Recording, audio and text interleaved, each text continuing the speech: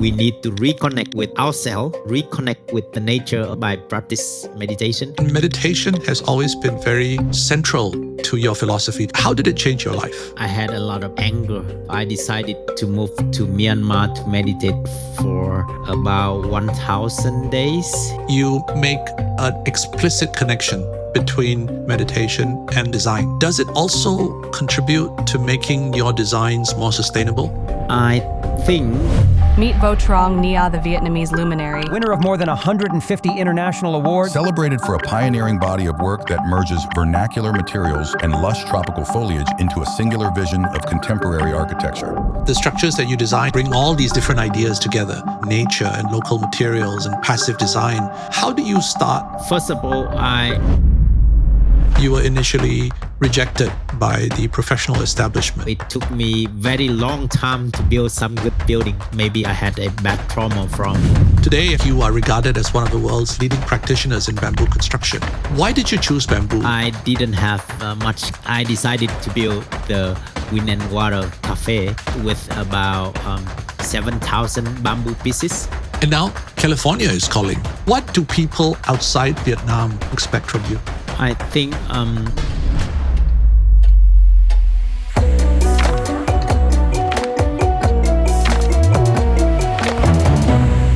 Welcome to Ecogradia, where we meet experts and practitioners at the front lines of sustainable architecture and urbanism. My name is Nirmal. I'm a sustainable design strategist, author, and educator based in Singapore. Rampant, rapid change is a recipe for anxiety. In fast-developing countries like Vietnam, architects struggle daily with new norms, new drivers, new technologies and tools, all the while wrestling with impossible deadlines and age-old communication gaps. Now, if that sounds familiar to you, you're not alone. My guest today, Võ Trọng Nghĩa, one of the best-known architects in Vietnam, has been navigating these treacherous waters for a long time. So you may be interested to learn that he advocates meditation as a design tool. Nghĩa draws an explicit link between the state of our mind and the state of the built environment. One mirrors the other. Fix one and the other gets better. So, what does this mean for the pursuit of sustainability? Do practitioners who embrace meditation make better decisions for the environment? These are big questions which Nghĩa is unafraid to tackle. Let's hear from him in a moment. But before we start, let me quickly remind you that you can get more out of this episode on our website at ecogradia.com, where you'll find curated images and notes that top up what's being discussed today. And if you like what you hear, please subscribe to this channel by hitting the black button below the screen. And now, here's Võ Trọng Nghĩa. Võ Trọng Nghĩa, welcome to Ecogradia. Hello, Nirmal. Nice to meet you again. It's a great pleasure. I want to take an opportunity to talk to you about your work and your philosophy in design. But before we get into all of that, I want to point out something very interesting. You have a very unique approach to running a design practice.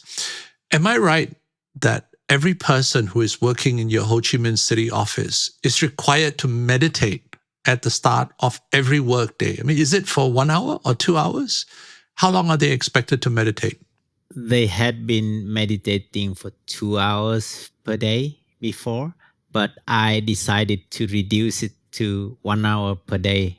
So now the staff can do 1 hour per day meditation, but after work, not before working. Every employee has to sign an agreement before they get the job to say that they will respect the company rule to meditate 1 hour a day. Is that right? We explain carefully, and everyone in Vietnam, they know that rule that we have to meditate at the company 1 hour per day for every staff.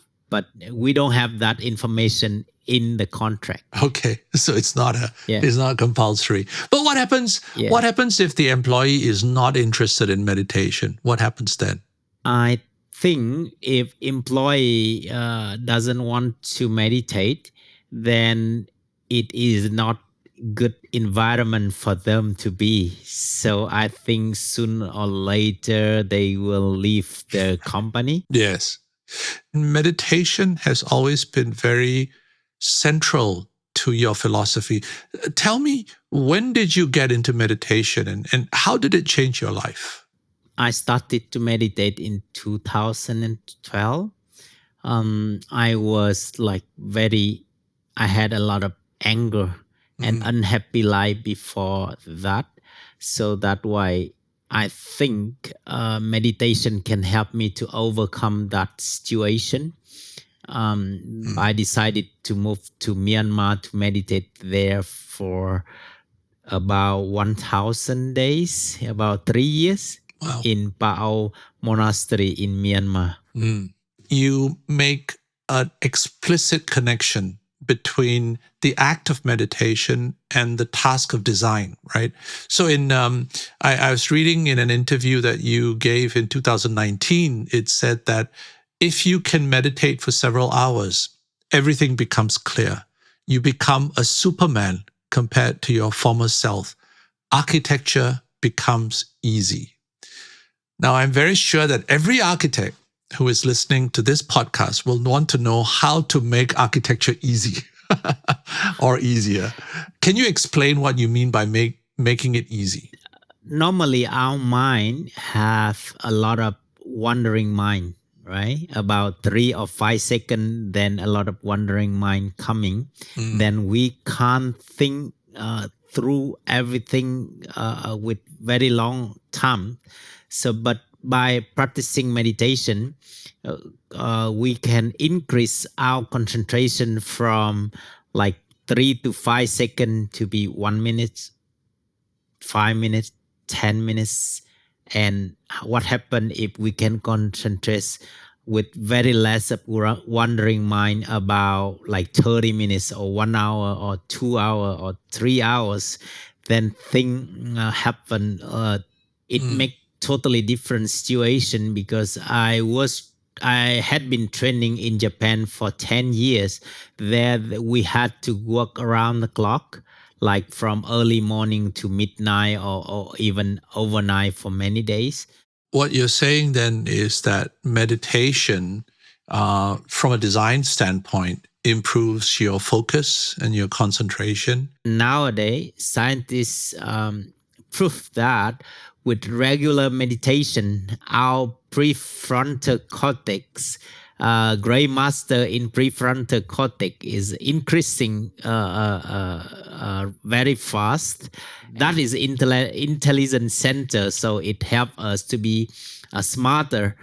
Or even the hippocampus, the learning and memory center in our brain, also improve very fast after just 3-4 months of meditation regularly, about 30-40 minutes per day. So you can imagine how my staff, if they meditate for every day for many years, so their brain must be better than usual. And I think their mental health also good. And being an architect, I think is very hard. So good mental health also help them to be successful in their career. I want to understand this from a design standpoint. Can you give me an example of a project that was shaped by, the practice of meditation, meaning it turned out a particular way because you spent time meditating during or before design, and how you think it would have been different if you hadn't done meditation? Can you think of any one project where this has a tangible outcome? I think it's hard to explain is before meditation and after meditation what have been changing. The time for the project is reducing, and because we can think about even very small detail faster. Does it also contribute to making your designs more sustainable? That good question. I think when we do the meditation well, then we can develop the loving kindness with others beings, and then it connect better with the nature and have to protect our planet better.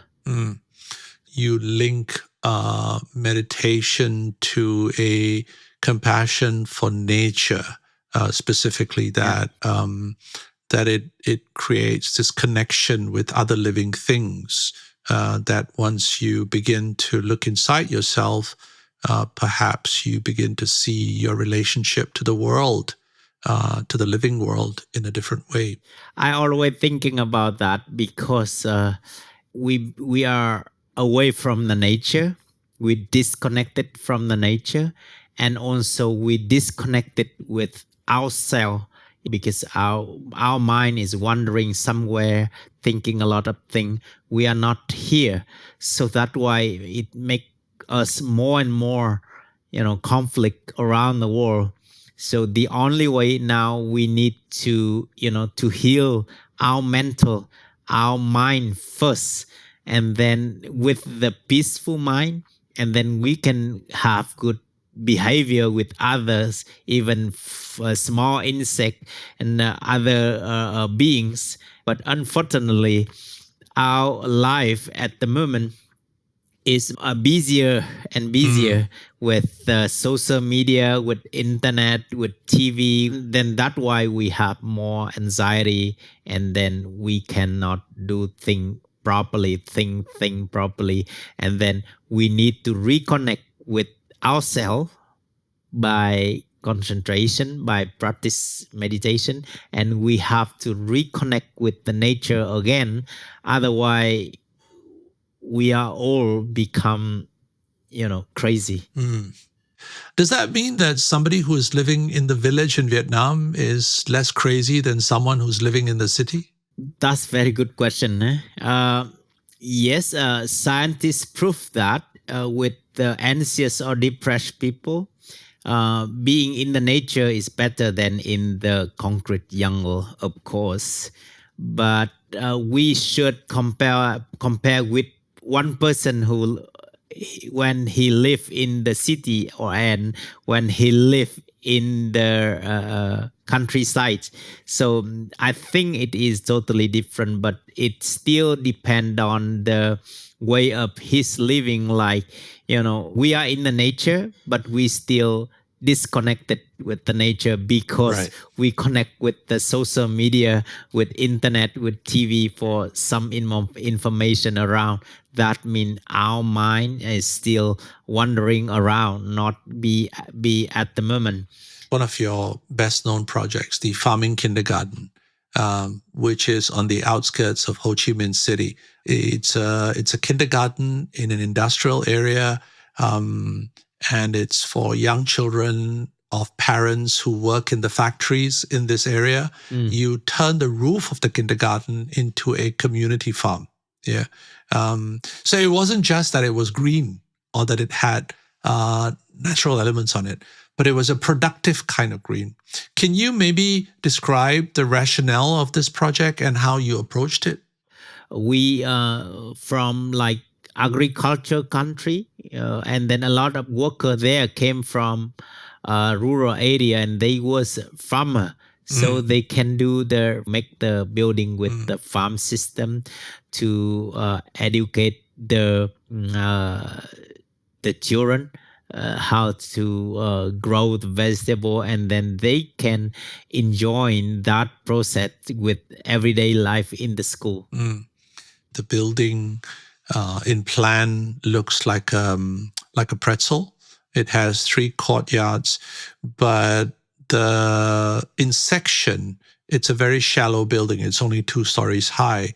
And the rooftop, which is connected to the ground with ramps, a big part of that is for growing food, as you say, by the parents of the children who themselves came from farming communities.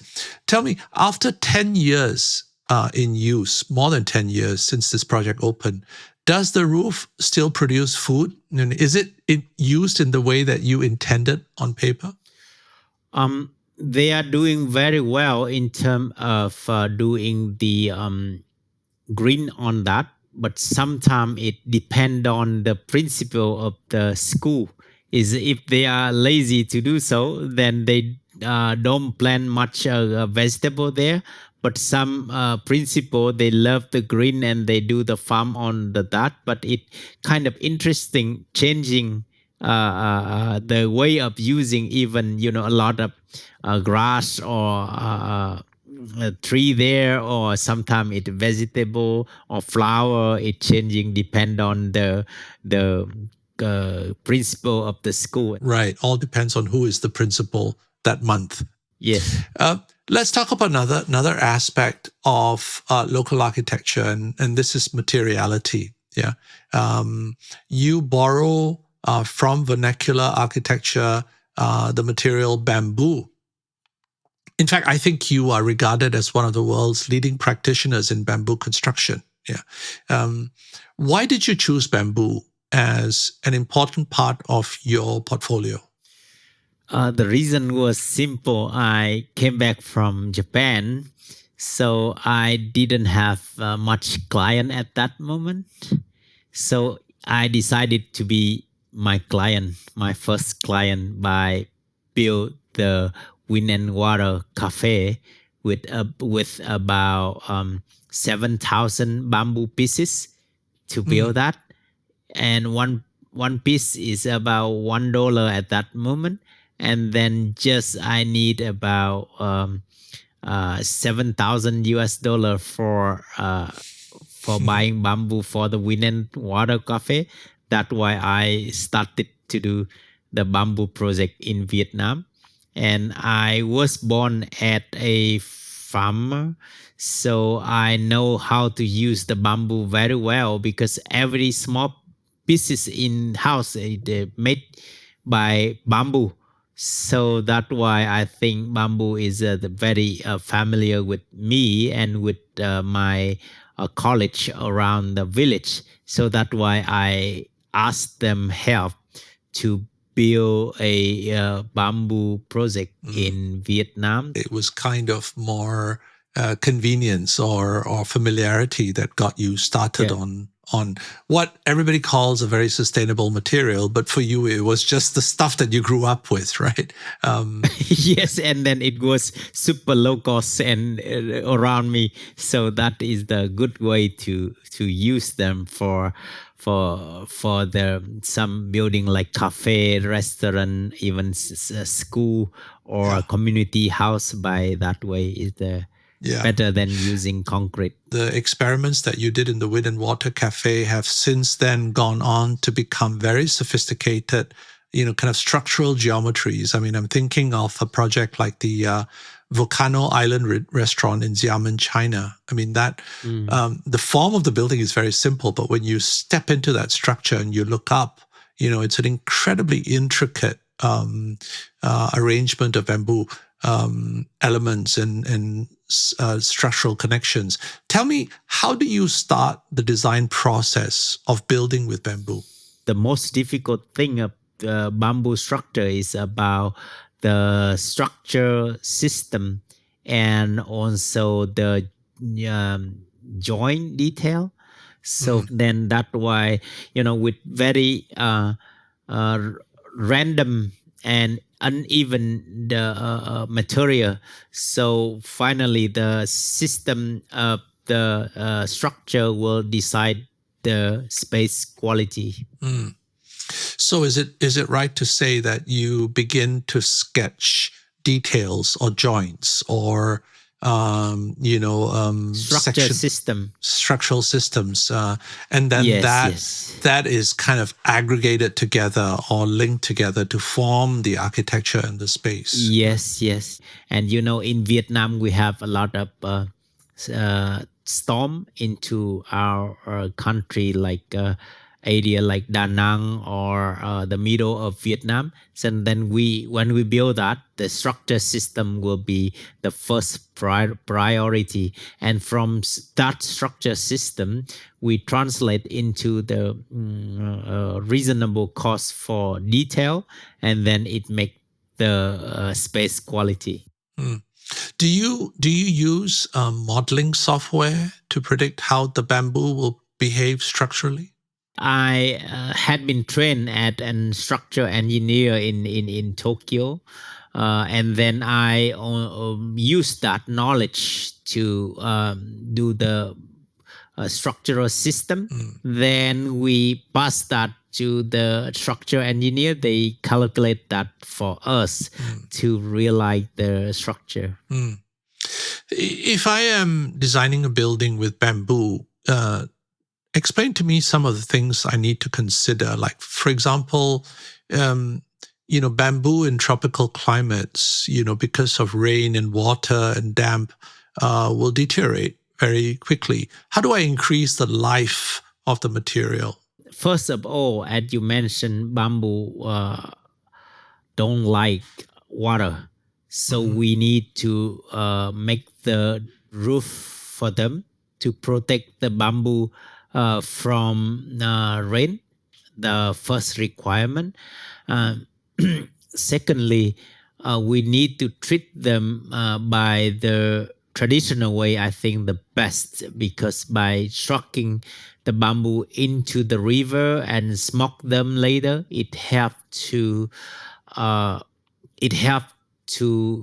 have the very good material for using. How long can I reasonably expect a bamboo structure to survive? How many years? I think we can expect them to be like 50 years at least, or even if sometimes we smoke it again, then it can be 100 years. I think so. Because some of the building we did long times ago, it's still in very good condition. It's very new. Yeah. If one element is spoiled or needs to be replaced, how do I do that? The structures that you design are actually very, very tightly integrated. If something goes wrong, how do you correct it? So when I design the bamboo building, I also think about how to make it into the unit, and we copy the unit to many units and then put it together.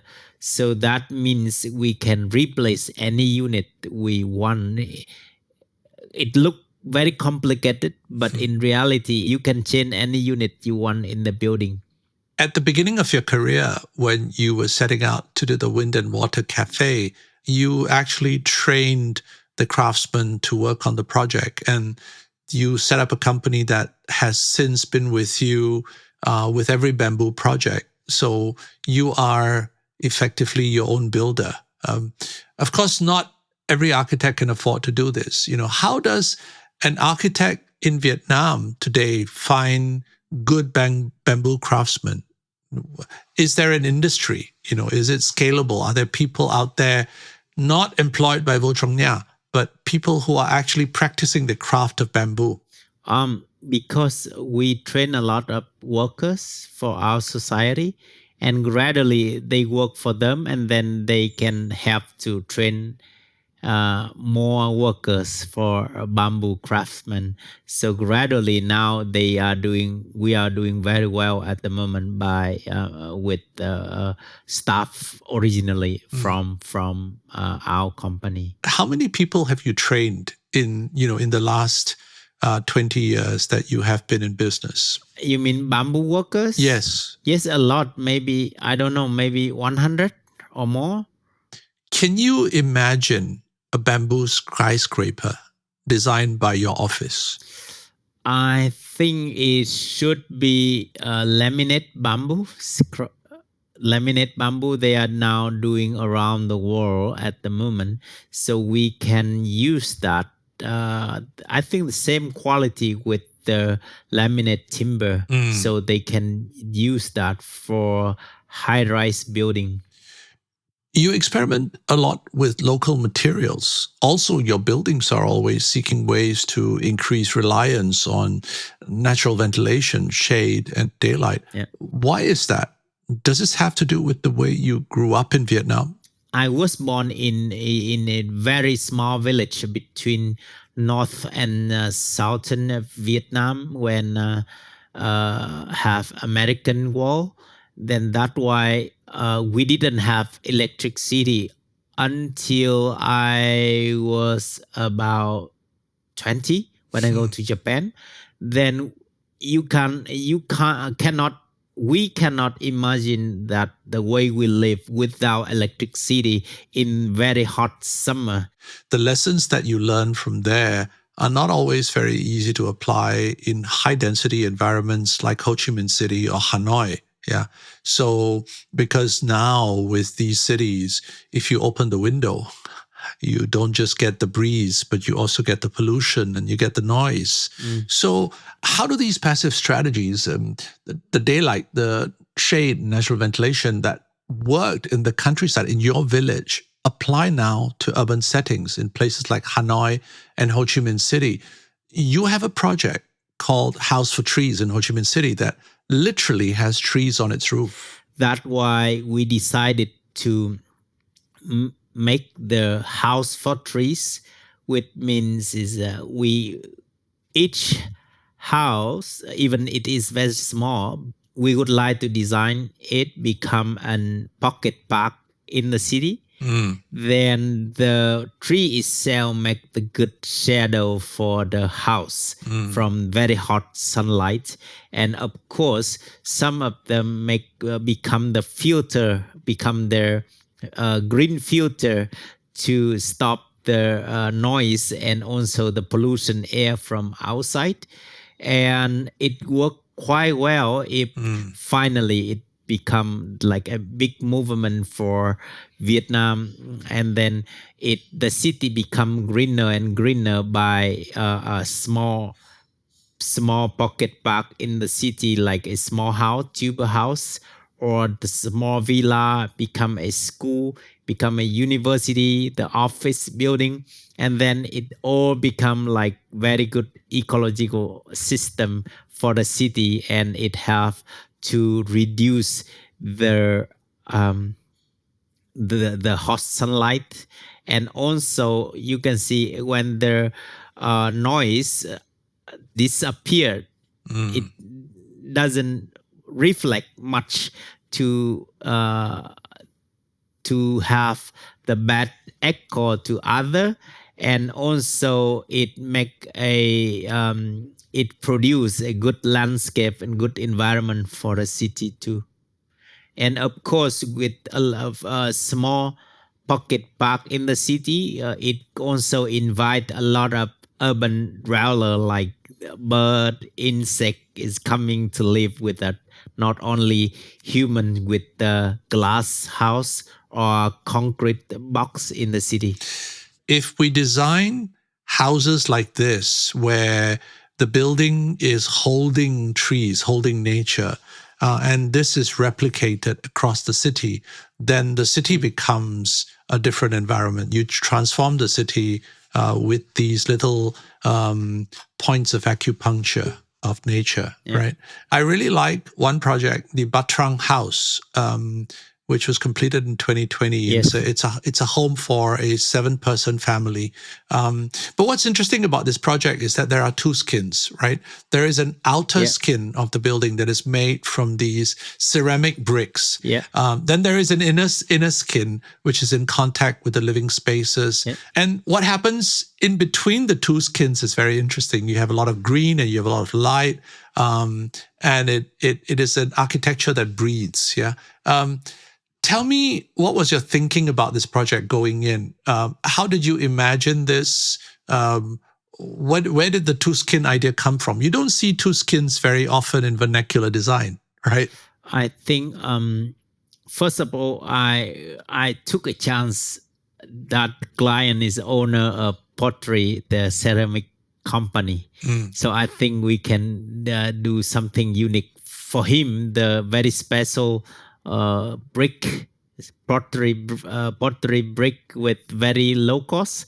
I saw the landscape around his house is not as good as we want.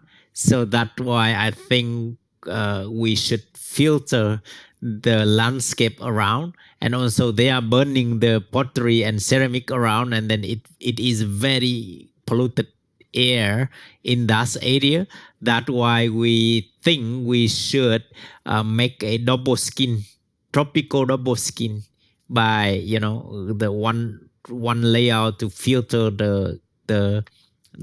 the landscape around, and also install the greenery in the middle. And then that why when we see from the house, we can feel the sunlight, the wind, the greenery, but the landscape around become very beautiful by that filter. The building becomes a way of compensating for the city.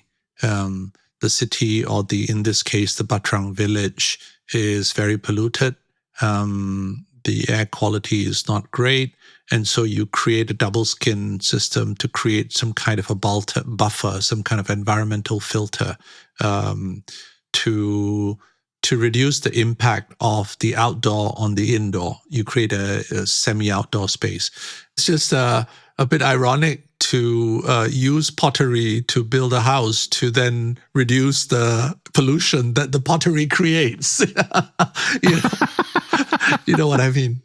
Anyway. Yeah. Maybe the next step is to improve the pottery process. Yeah. Yes. Okay. I remember in conversations that we had a long time ago, you were telling me about how difficult it was for you in Vietnam when you first started your career, right? You were initially rejected by the professional establishment. It was a very difficult time for you. Can you describe that, what you went through and why it happened?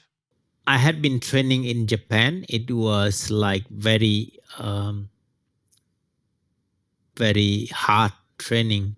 And then when come back to Vietnam at that moment, I think the construction technique hasn't developed yet.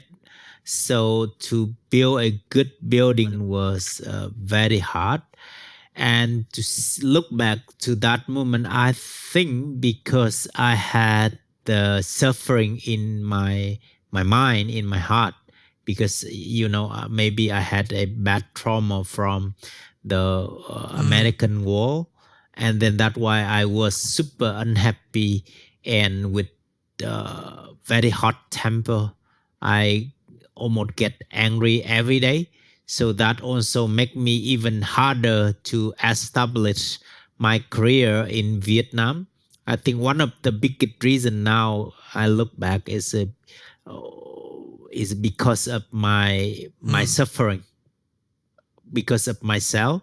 And of course, at that moment, people still not willing to do some special thing. So you're saying that your childhood during the war Yes. Left you in a very unhappy state, in a very angry and anxious state. Yeah. So I could not be patient. I could not be good person to deal with other. Plus, the Vietnamese situation at that moment was not like now, so it even harder. Then that's why it make me even was hard to make a good architecture at that point. So it took me very long time to build some good building. How are you perceived today in Vietnam?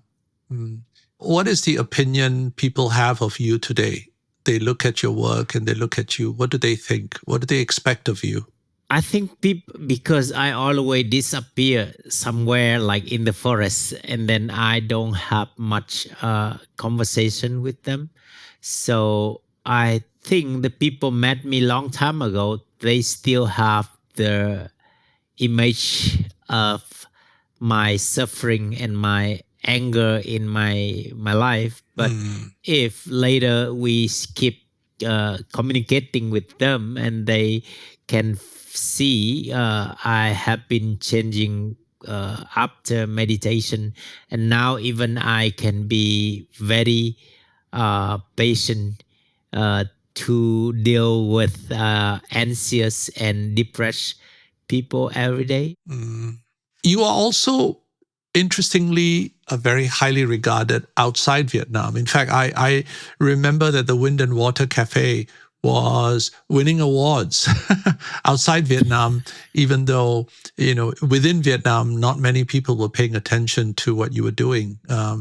Today, I mean, there is no shortage of international awards. You win many international awards. And I was checking on Arc Daily. You are one of the most popular architects on Arc Daily. And right now you are teaching at Yale University and the University of Toronto. What do people outside Vietnam want from you? What do they expect from you? Very, very, very, very hard question. I think they like the way we are dealing with the Vietnamese situation and situation in Asia, and then the way we create some architecture can be harmonized with the nature in very hard condition like Ho Chi Minh City or Hanoi. Then that can be translated to anywhere in the tropical, not only in tropical climate, but I am trying to challenge with another climate too. Yes. Like they come from UK or the US, and then they see the city like Hanoi or Ho Chi Minh. They can't even imagine about that before they see that situation. So that's why I think they feel like something different from their perspective. Yes, you are a window to a different world. Yeah. But now you are in California, right? You are working on projects for people in the Silicon Valley. Am I right? I mean, yes. How does the Võ Trọng Nghĩa approach translate to the context of California? I think the weather is kind of, we have some similarity between Ho Chi Minh and here, but the condition is totally different. I mean, the craftsmanship is different, and the budget is different, and the land size especially totally different. In Vietnam, it's really narrow and small space for building a house, but here at least 500 or 700 or 1 acre or 5,000 square meter of the land. So the situation is totally different. What gives you hope for the future? I'm lucky to be healthy enough at the moment, and I hope to be enlightened in this life. Because I see, the many difficulty. Even we are super successful but we are going to die soon, and rebirth circle is really terrible. So being enlightened is a big goals of my life, and make me have the dream to continue to practice meditation that can help me to overcome my suffering, and now can become a normal person.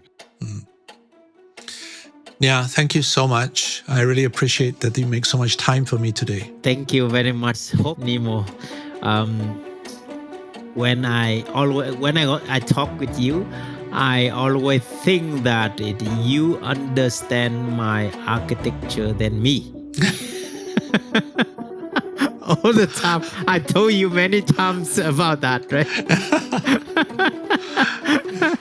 Well, I take that as a great compliment. Thank you. Thank you very much. Hopefully next time when I talk with you, my English will be better. Well, it's better than my Vietnamese, I can tell you that. So. Of course. All right. Well, thank you. Thank you. Bye-bye. Thank you. Bye. If you enjoyed today's conversation, please click the subscribe button on this page to know first when a new video is out on our channel. It means the world to us and helps us reach out to more experts and practitioners with ideas and solutions on how to make this world, buildings and cities, more sustainable, one blueprint at a time. Thanks, everyone. Until we meet next, this is Nirmal Kishnani signing off in Singapore.